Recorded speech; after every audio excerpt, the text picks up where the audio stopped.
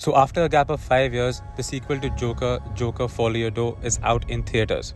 So clearly there's been a lot of buzz for this movie and the expectations for this movie are also sky high, also with Lady Gaga joining the bandwagon. So well, let's go ahead and find out how this movie actually stacks up.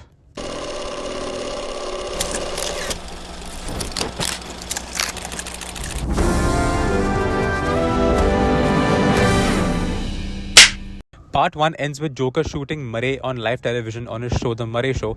Murray is played by Robert De Niro. And this show that the public has come out in huge numbers to support the Joker.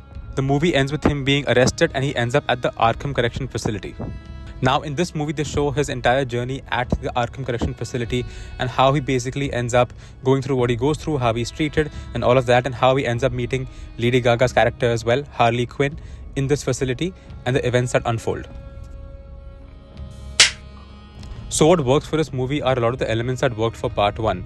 Just starting off, the way the movie starts off is through this animation, this very 70s like animation that we would see sort of back in the day, where they show that Joker basically is this animated character with a soul, and they keep showing this interaction between the soul of the Joker and the Joker and show how basically his soul or his alternate personality or character controls him. This has been done in a very funny and caricaturish way, which eventually opens up to the actual film, which is where the Joker is in the Arkham Correctional Facility. The first visual you see after this animation is basically a very skinny, malnourished Joker, a complete contrast. Now this completely sets the stage up for something absolutely psychotic and crazy that you're about to expect. There are elements that are introduced gradually into the overall plot, which adds to that creepy vibe and feeling of the Joker. Joaquin Phoenix has done an incredible job, just like he did in the first part in this movie as well. Not just his body language and his acting, but also his voice modulation when he's delivering dialogues and also when he sings is just impeccable. He's completely got into the skin of the character and brilliant performance over here as well. The cinematography of this movie is also brilliant. It's done by Lawrence Sher, who also did the first part and for which he was nominated for an Oscar as well. Especially given that this one is a musical, there are certain elements that are created visually, especially be it light changes or sudden changes in color, which are done very well through cinematography in this movie, and a brilliant job by Lawrence Sher over here.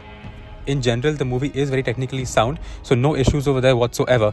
But there are a few issues with this movie overall, and I'll tell you more about that in the next section. So what mainly does not work for this movie is the overall story structure and pacing of the film, and also the fact that it's a musical does not help with this.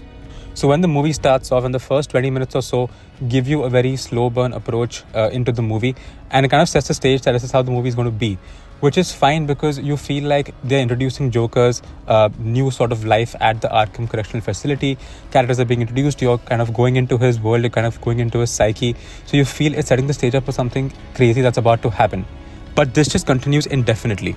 Even after he meets Harley and even after they try and escape from the prison and multiple events that unfold, nothing really moves forward in the story. You're still just always back to square one.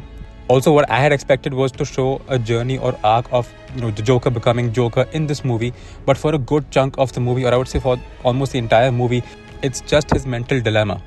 Also, I feel director Todd Philips has gotten overly indulgent with the whole musical approach with this movie. A lot of the songs or the pieces really get a little stretched out and dragged out, and as the audience, you're just waiting for them to end. You've already understood what the point is, you know what the filmmaker is trying to say. At the end of it, you just wanted to move on to the next scene. Also, story-wise, I felt there were a couple of loopholes.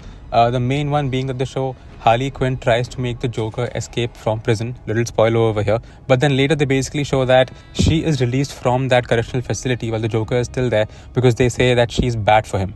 Now that just seems a little unrealistic because she actually tried to make him escape, and in no given circumstances would someone actually let someone like that out. There are a few other points, but I won't go into them in detail for spoiler reasons.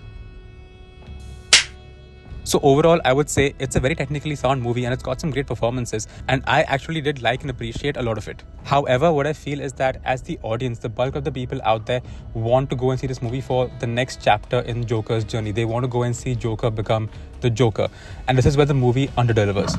You constantly feel like the movie is setting up the stage for something crazy, something completely psychotic, only for it to completely go flat all over again. This happens repeatedly with one song after the other, a lot of which are very well thought out and picturized, but eventually this all just ends up dragging the movie a lot. And well, the 2.5 hour runtime does not help much either. So overall, on the whole, not purely from a cinematic perspective, but from the perspective of the audience over here as well, going in to watch a Joker movie, I'm going to go ahead and on the BMP meter give this movie 6.5 on 10. Do let me know what you thought of the movie as well, and please go ahead and drop in a comment. And well, till then, please go ahead and subscribe to my channel and keep following me for more interesting content. Cheers, and I'll see you soon.